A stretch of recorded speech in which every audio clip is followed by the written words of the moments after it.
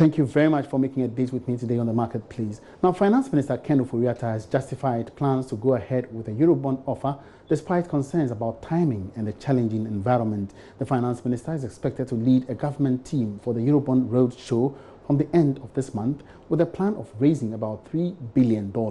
However, some analysts are concerned about the election year as well as the current fiscal regime. But Finance Minister tells Joy Business these concerns are not well pleased. What we had said was to try and get out into the market as soon as it's practicable, so that we don't go through some of the issues we had last year with the first quarter, issues of currency, etc. So Charles, we are scheduled for end of February, beginning of March, end of Jan, beginning of February for that.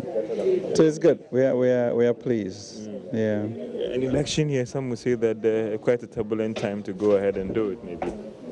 And why would that be? I think the government has done very well. I spent a very stable period. I think.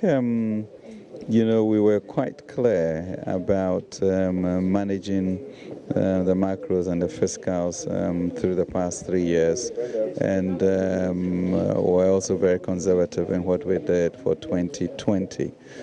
So we really don't expect, anything untoward, and we will stick to our commitments to make sure that we stay within what Parliament has appropriated for us. That has always been the challenge of sticking to what you tell investors out there, that you do X and you stick to that. I don't know. I mean, if you look at, we came in January 2017, and I suppose, we did well in 2017, we did well in 2018. I know we're going to do well in 2019. So if precedent is anything, then that's it. We're going to continue with that type of firmness and self-discipline. I was going through an IMF staff report, which I know that you're already privy to today already, and they were raising issues about rising debt and possible debt distress in the medium term. Are you worried about, because you already have a policy or program in place where you are dealing with the debt, and we've seen some of the improvements already. Are you worried about some of these comments? No, I think the comments, somebody always says something, but the history is clear as to what we've been trying to do, and we will stick to it. It is quite clear to us that a stable environment is really a prerequisite to build anything on. Infrastructure is always a challenge in terms of finding appropriate financing to support that. Well, so in a related development, government has settled on transaction advices that would help it raise targeted amount for its Eurobonds. Sources say the Finance Ministry is going to work with Bank of America, Merrill Lynch, JP Morgan Chase, Morgan Stanley, and Standard Chartered Bank Group are expected to help arrange the deal. These institutions are to use their international reach to help government secure the expected amount of about $3 billion at some competitive coupon rates. Meanwhile, the IMF's description of Ghana as being very close to be classified as a high distressed country is not expected to have a significant impact on the economy. That's an assurance from the Finance Minister, Ken Ofori-Atta. The latest description by the IMF has been influenced by rising energy sector debts and possible moves to classify the Sino-Hydro deal as part of a public debt. But in an interview with Joy Business, Mr. Ofori-Atta says the history of debt management and ensuring a stable environment is clear, and that the country will stick to fiscal discipline in spending. We're quite clear about managing the macros and the fiscals through the past 3 years, and we're also very conservative in what we did for 2020. So we really don't expect, anything untoward, and we will stick to our commitments to make sure that we stay within what Parliament has appropriated for us. That has always been the challenge of sticking to what you tell investors out there, that you do X and you stick to that. I don't know. If you look at, we came in January 2017, and I suppose, We did well in 2017, we did well in 2018. I know we're going to do well in 2019. So if precedent is anything, then that's it. We're going to continue with that type of firmness and self-discipline. I was going through an IMF staff report, which I know that you're already privy to today already, and they were raising issues about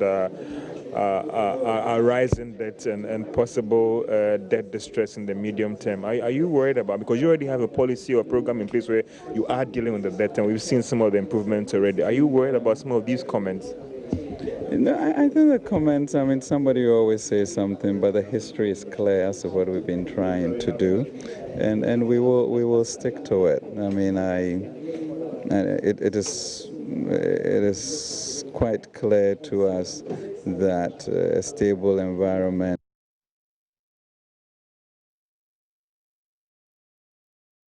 Now, the Ghana Revenue Authority, GRA, has exceeded its over 43 billion cedi revenue target for 2019.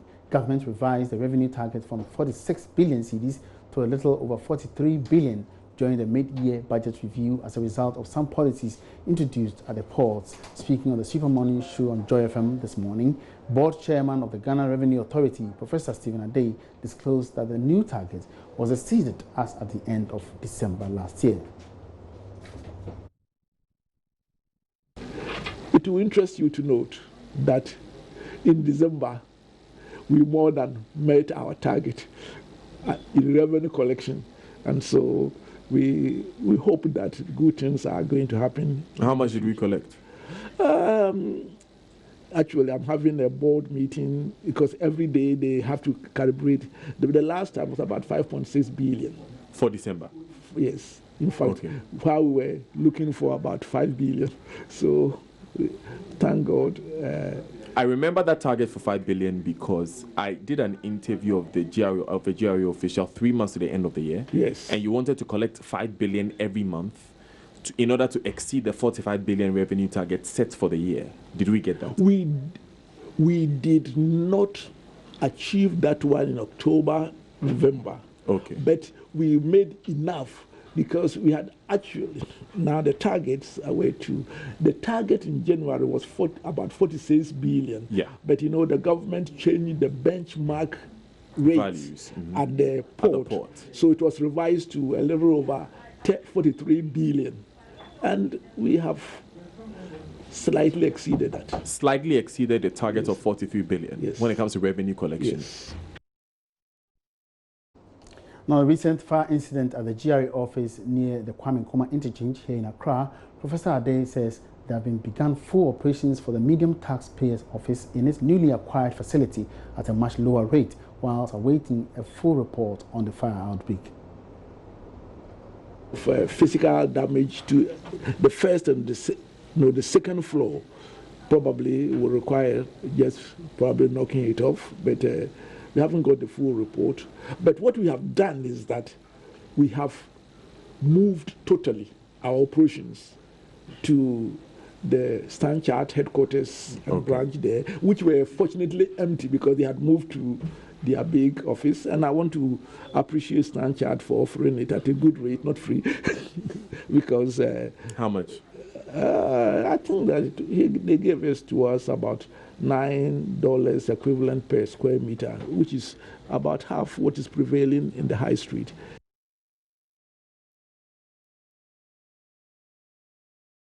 Now, commercial banks in the country continue to post some strong profits for their operations. This is coming after the Bank of Ghana announced that it has completed cleaning up of the sector.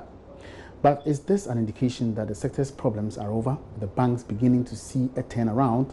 George Rafi tells us more.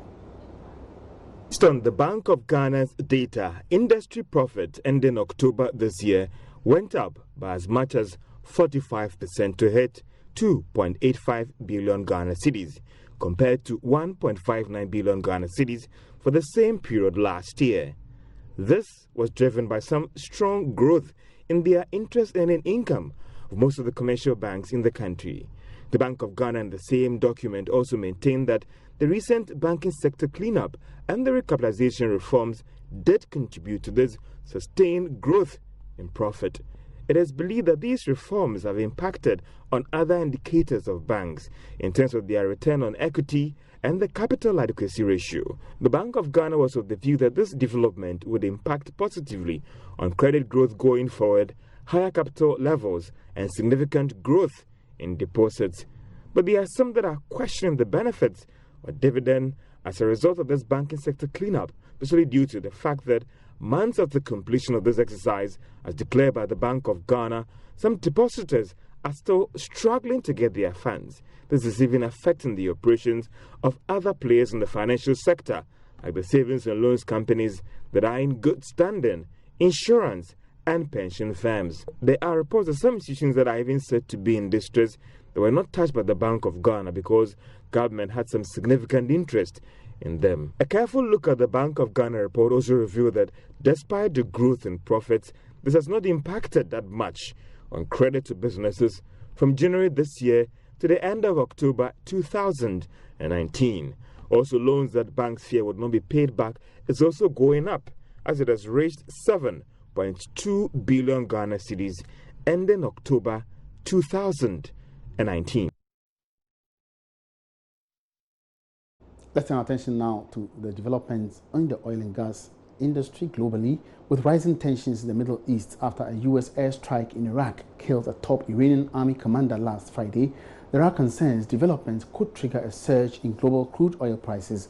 Already, oil prices have shot more than 2% higher on Monday, with a Brent crude oil rising above $70 a barrel. Assessing this impact on African economies like Ghana, economist Dr. Ebo Texan believes the U.S.-Iran feud will not have a direct impact on domestic fuel prices in the short to medium term. What of oil? So if the prices go up, it's good for us, right? But also, we also will find out that it will lead to an increase in fuel prices in Ghana. So you want to find out whether the revenue that will come in from the increase in oil prices would bring in more revenue to governments. Then we also pay more for the fuel. But I don't think it's going to lead to a substantial increase in the world oil prices. We have to wait until we know what Iran is up to. We should move away from the stage where government was subsidizing almost everything, including fuel. We need to move to the point where we pay for fuel as it should be paid for. It's unfortunate that we don't have control over the world prices, but then in terms of the depreciation of the currency, at 13%, not too bad. In terms of the increase in the fuel prices, I don't think that for the whole year 13% would lead to that increase, because we've already increased it not long ago because of the depreciation. So the city has slowed down. So let's wait and see what happens. But I'm not looking at the oil dynamics at all. Should the government say hooray? Because you just mentioned it. You said we're a net exporter. And they definitely have made some projections in terms of what they hope to realize from crude oil sale on the international market. No, the government will not necessarily be happy because it's an election year, don't forget. They don't want the fuel prices to increase, even though they have no hand in it. So now when the fuel prices go up, Ghanaians will begin to complain, because we've known that in the past, government has had a hand in the determination of fuel prices. Not many people are aware that it's now out of government hands. So government will not be entirely happy about it. Yet, yes, if it comes with some more revenue to block some of their holes, they'll be happy about it. So it's a mixed feeling. But I'm saying that I don't expect it to have a huge impact in terms of world oil prices. It's just the body language that is going on. I'll strike 52, you strike this. I don't think that Iran even is going to react in a way that might necessarily happen in the immediate future. They said they are going to do it at their own time and when they think it's appropriate. So let's see what happens. And I do expect it to have an impact on oil prices to the extent that Ghanaians will have to pay higher prices for it. Even anything else is going to come for a depreciation of the currency. I say, even at the time we know that sentiments alone, public sentiments, can trigger an increase in these things in terms of prices we have on the market. And is that not the reason why people should be worried? Yeah, we should. But I'm saying that if we fall expectations into that, I begin to, don't forget that inflation itself can be created out of some of these things. So people are expecting, the fuel price will go up, so let me start increasing the price of my goods. That's why I'm saying that let us tone down the expectations to the extent to which oil prices will increase, so that we don't further expectations into inflation. because we are doing well with our inflation. We need to be very mindful about the extent to which we use our own expectations to inch up the prices. So I'm saying that, yes, if it will have an impact, I'm not expecting the impact to be that significant to have an impact on domestic prices. And I'm saying that we should be very careful about this. Well, so that's the view of the economist. But joining us to do some more analysis on the situation in the Middle East and its impact on global economies, including Ghana, is a research and policy analyst of the Institute for Energy Security, IES, Raymond Nuokpo. Raymond, you're welcome to the market, please. Thank you very much. Good afternoon. Good afternoon to your viewers. All right, now situations like these have also had significant impact on global markets and economies, especially in times past when we witnessed this kind of situations or tensions in the Middle East. Is this particular one anyhow different? No, this particular is not different. You know, since Friday that the U.S. strike the Iranian general Qasem Soleimani, prices on the oil market, that's Brent crude, that's the global benchmark, have gained about 6% on the world market. That's the highest since May. So at the moment, the Brent crude is being sold at 70.24 per barrel. That's $1. So if pulling from Friday to Monday, there is a 6% increment, then that's huge for the market that have not experienced that jump for some time now. For some time, it has hovered around $63 per barrel. By now, it has jumped to $70 per barrel. For the medium term, the effects and the impacts are going to be high. In the long term, that we can try to analyze and project and see how best the effect of the taxes will have on the Brent crude on the international market. Yeah. Now, when you say that the effects are going to be high, what kind of effects are you talking about? Are you talking about prices prices of the commodity and its impact on the downstream market here in our country? Oh yes. So we know that in Ghana here we trade the Brent crude is trading $1. You understand? And if at the moment there is a jump, there is a rising of prices of 6%. We know the oil marketing companies, they buy from, they refine the crude products from outside, and they buy it in $1. And when they come here, they sell it to OMCs. So what happens is that increase translates into the price build-up to the pumps.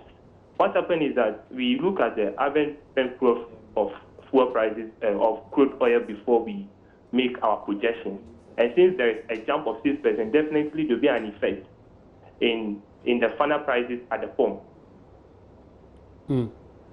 And so how are countries like emerging producing countries like Ghana take advantage of the situation?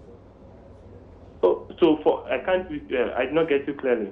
Yeah, I'm trying to say that how can Ghana as an emerging oil producing country take advantage? Is this any good news for us? So the question we must be asking ourselves is how the volume of the consumption that Ghana as a net exporter exports, and vis-a-vis our consumption as a country. Okay. If you look at the numbers, I'm trying to get it from PR. If you look at the numbers does not favor us that much. So when the prices are going up, instead of we smiling to have enough revenue, we may not be able to smile enough because our consumption outweighs our share in the net export. You understand? Okay. You know, there are a lot of foreign players in the industry. It's not like Ghana is the one producing the hydrocarbons, selling it for the money. There are other interests in the private sector, and we have a very insignificant relative to what other private companies are getting. So if you talk about a hike in the prices of hydrocarbons, that is the Brent crude, the revenue we get is insignificant. Okay. Vis-a-vis how we import the product. So the importation of the product kind of is what the government must look at the moment, because as prices are going up, and since we import the refined products from outside, the OMCs will definitely also translate the hike or the rallying percentage into the final prices of crude oil, fuel prices at the pump, which will affect the ordinary Ghanaian who goes to the pump to buy these fuels. All right, now, sometimes these international geopolitics can be very funny. Now, do you suspect, other producing countries to pump in more oil to offset the challenges that is currently happening in the Middle East? Okay, so let me just give a small analysis on what is happening in geopolitics of hydrocarbons. Before the year end, OPEC plus, so OPEC countries and its allies, that's Russia, kind of decided that this year there are going to be a cut in supply. Exactly. You understand? Yeah. So that they can enhance fuel prices, that fuel prices can be stable for them, for their benefit, not be the consumers. And also there's a growing conflict in Libya. Libya is also one of the net exporters of hydrocarbons in the North African region. And also there's also a declining U.S. crude shale, which is also affecting the supply in the market. And there is also positive talks between America and China. So if that positive talk continues, then Chinese companies will be demanding more hydrocarbons or crude, meaning the demand will be high and the supply will be stagnant. At the moment, demand and supply at the market are equal. We are talking about 110 million per barrel. You understand? Yeah. So if the supply and demand equations are the same, and now at the moment we are seeing that supply will be coming down and demand is going higher, the market determines that prices will go high. That's the basic economics. You understand? Yeah, sure. So basically, let's say for the first quarter of this year, prices are generally going to be on the high. Yeah. All right. Many thanks for your contribution. Raymond Nuokpo is a policy and research analyst of the Institute for Energy and Security. Away from that, affected by the construction of the Bui Hydroelectric Dam, many inhabitants lost their economic sustainability. But the Bui Power Authority has been rolling out livelihood modules to empower affected persons and create a lasting improvement in their lives. At the ceremony to present skills training equipment to 63 beneficiaries at Bui in the Banda district of the Bono region, CEO Fred Owari says though they have measures to track the progress of the beneficiaries, lack of finance is undermining the speed to implement the livelihood programs. Bono region correspondent Precious Semovo has more.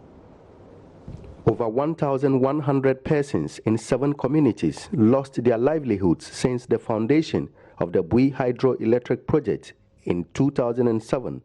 The Bui Power Authority have since then been implementing livelihood empowerment programs to better the economic fortunes of the resettled project-affected persons. As part of that, 815 persons are expected to benefit from 17 different livelihood programs at a cost of over 3 million cedis by the end of June 2020. At a ceremony to present skills training equipment to 63 beneficiaries at 286,400 cedis, the Power Generating Authority said though they have measures to track their progress, lack of finance is frustrating the speed of implementation of the livelihood programs. Fred Owari is the Chief Executive Officer, Bui Power Authority. What you are seeing today basically has to do with those in the fashion industry, hairdressing and dressmaking. Last year, we inaugurated about 17 companies involving over 100 people. They've all started working and earning income for themselves. Today's program involves 63. There are more people that we are looking at. For each group of people, we have mentors who are employees of BPA, and they follow through their programs, make sure they are monitored, the revenue that they get, they put them in the bank, pay themselves at the end of the month, and make sure that there's some money left the bank to ensure that if they need repairs or replacement parts for any of the equipment that they are using, they are able to do that. Our regrets has to do with the speed with which the program's being implemented, but it's also a function of money. You know, we have only one source of revenue, sales of energy to ECG, and when the payment is affected, it affects everything else that we do. The chief of Bui, Nana Kwejo Wo II, expressed the community's appreciation to the management of the authority, but noted more needs to be done to improve their living standards. All over the world, down affected communities, there are always a lot of human rights abuses. But we are fortunate that in this 21st century, we have human rights activists who are also fighting for us. So I think Bui Power Authority, if you compare them to other areas, I think they are performing. So we are just trying to thank them, and that they should do more, so that at least our lives will be better than before. Some of the beneficiaries and their trainers envisage the impact the program will have on their lives.